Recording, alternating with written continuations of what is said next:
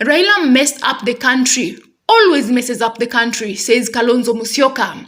Now, is it true that Azimio la Umoja does not have ideas? It waits for Kenya Kwanza to come up with ideas and then effects those ideas.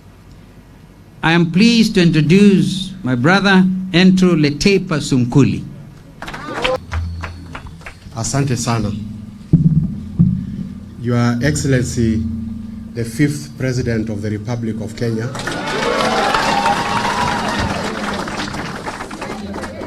Dr. Stephen Kalonzo Musyoka, the Chairman of KANU, Mheshimiwa Gideon Moi, distinguished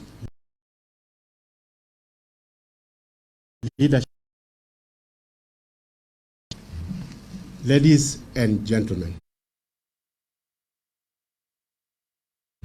good afternoon. Two things I should say first. When he mentioned that I did not indicate whether I was Rudisha, Rudisha is my nephew. And I'm the one who hosted the party when you gave him the bull. The last time I was here, ladies and gentlemen, was a month ago to receive my certificate of nomination for the seat of senator. And so even before I say what I'm going to say, this is already promising to be a weird election season.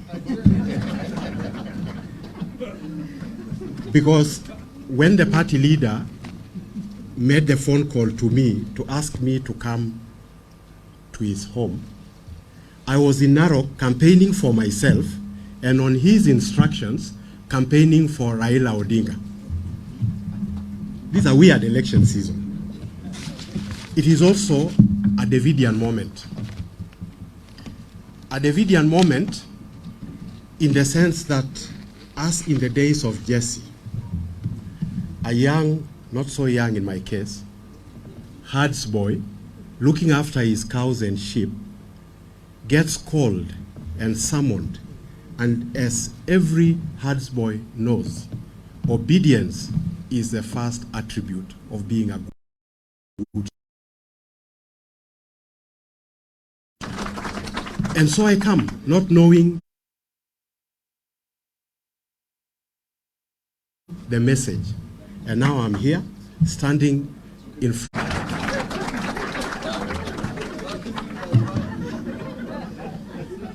So as a student of William Shakespeare, like His Excellency has said, to his house and he said, you know what? You are going to be my running mate. I thought we are going to be jogging together.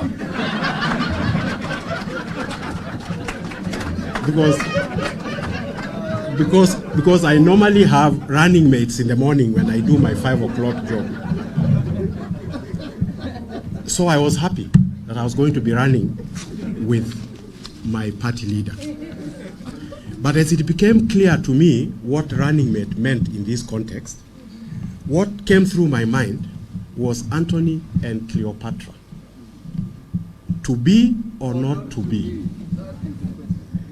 And so, Your Excellency, I have come here today to answer that immortal question that was posed by Shakespeare in Antony and Cleopatra. And my answer is yes, it is to be.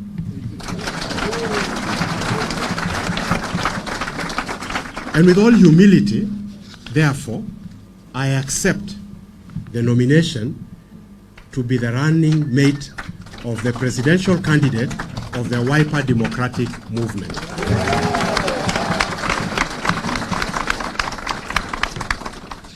You know, there were so many ways we could have arrived here, Your Excellency.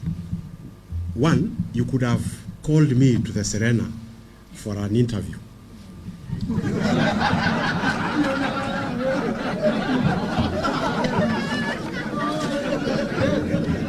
I would probably have hesitated and then one Wednesday morning agreed to come. But you chose the method that Jesus used when he appointed his 12 disciples.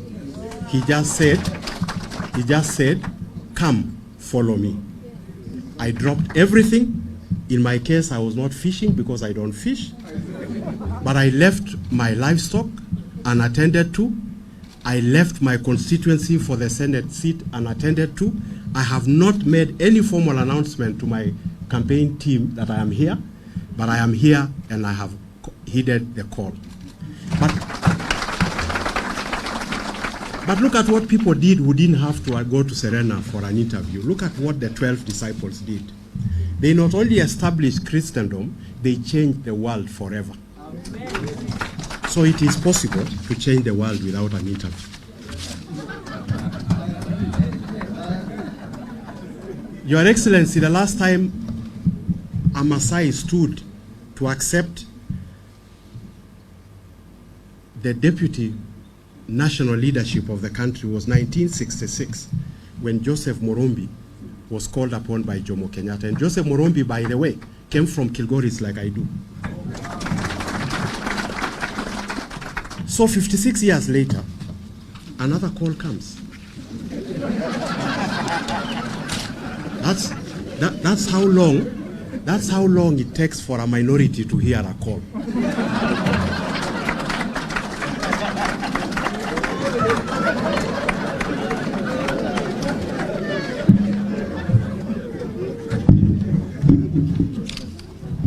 And so I am privileged that, because I asked myself, what the heck? What is it that Dr. Kalonzo Musyoka, who happens to be a friend of mine, actually, off the record, my wife is a friend of Mama Pauline, having worked together at the Central Bank. So these are people I know. But then, I've had cups of tea with him, but totally different cups of tea to the cup of tea I had 2 days ago.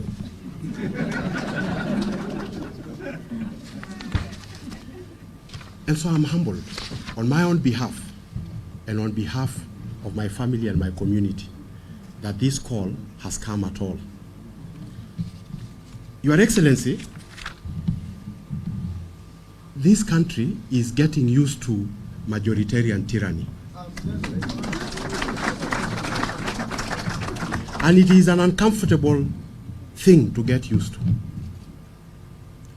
Because if all that we are ever going to chase are quantities in numbers, when shall quality ever find its place? It's in history. History has shown that herdsmen and shepherds have the longest endurance. They have provided leadership in the most difficult of times. But because of the method of of Western democracy, where numbers are tallied on paper, and only people with numbers shall see the light of day, it is the most courageous thing you have ever done in your life to appoint a pastoralist with not the kind of numbers that people talk about to be your deputy. But I shall concur with the English people when they say, fortune favors the brave. And that bravery shall pay back upon you. Your Excellency, your manifesto shall be my manifesto, and your party shall be my party. And because this is not the day to delve into my heart, let alone my mind, because I do these things all the time when I write books. Let me say, without equivocation, that on behalf, for the sake of my people of Narok, on behalf of the Maasai people wherever they are in Kenya and East Africa, on behalf of all pastoralists, on behalf of all marginalized communities seeking inclusivity in a majoritarian environment, I accept this nomination on their behalf.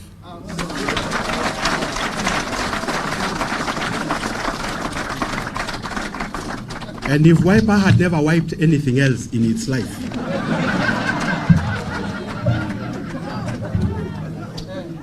it's going to wipe the pastoralists. Take it from me. So, Your Excellency, the journey has begun. And the journey of 1,000 miles starts but with one step. And so it starts here, it starts today. And I concur with you that we did not come here to bury Caesar. We are saying that we are a party of inclusivity, we are a party of unity, we are a party of kazi bila wizi. And we, having brought me to the national table, the table of national conversation, this is irreversible, you know.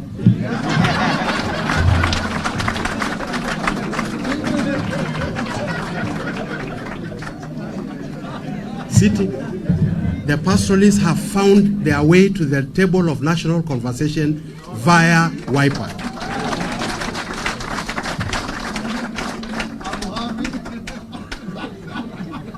But having said that, as one of your key advisors in this journey that is definitely going to be tortuous, probably treacherous, I will at all times advocate that the nation must always dialogue with itself. And at no point should acrimony and the quest for office be to the detriment of the peace of this country.